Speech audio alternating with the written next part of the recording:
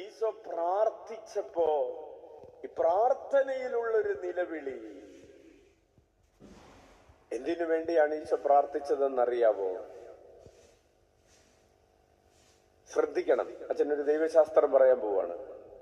അതായത് നമ്മൾ കേട്ടിട്ടുണ്ടല്ലോ, ഈശോ പ്രാർത്ഥിച്ചു, പിതാവെ കഴിയുമെങ്കിൽ ഈ പാനപാത്രം എന്നിൽ നിന്ന് അകന്നു പോകട്ടെ.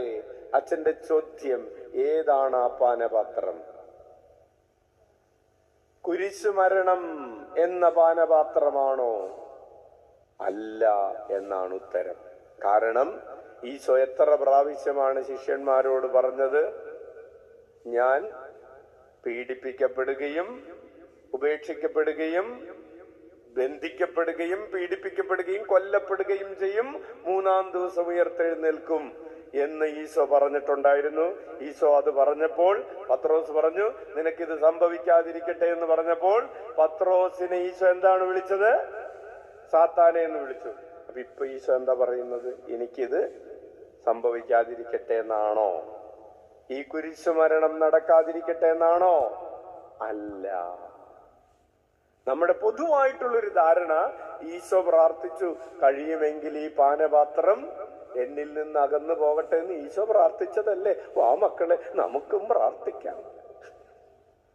ഈശോ പ്രാർത്ഥിച്ചത് കുരിശുമരണം എന്ന് പറയുന്ന പാനപാത്രം അകന്നു പോകട്ടെ എന്നല്ല, സഹനം അകന്നു പോകട്ടെ എന്നല്ല.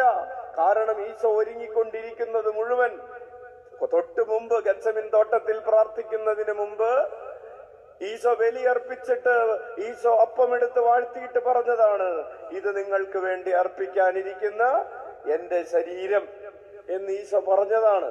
അപ്പോൾ ഈശോ ശരീരം അർപ്പിക്കാൻ ഒരുങ്ങിക്കഴിഞ്ഞു. ഇനി ആ പാനപാത്രം, ഈ ബലിയർപ്പണം അകന്നു പോകട്ടെ എന്ന് ഈശോ പറയില്ല. അപ്പോൾ ഈശോ അകന്നു പോകട്ടെ എന്ന് പറഞ്ഞത് എന്താണ്? പ്രിയപ്പെട്ടവരെ, കുരിശുമരണത്തിൽ ഏറ്റവും വേദനാജനകമായത് എന്താണ് എന്നറിയാവോ?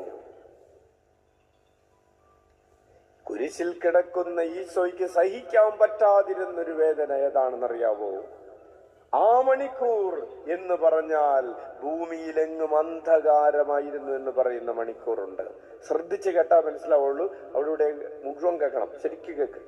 അതായത് പാപത്തിന്റെ ഫലം എന്താണ്? മരണം എന്ന് പറഞ്ഞാൽ ദൈവീക ജീവനിൽ നിന്ന് മനുഷ്യൻ അകറ്റപ്പെടുന്ന സമയമാണ്. ദൈവവും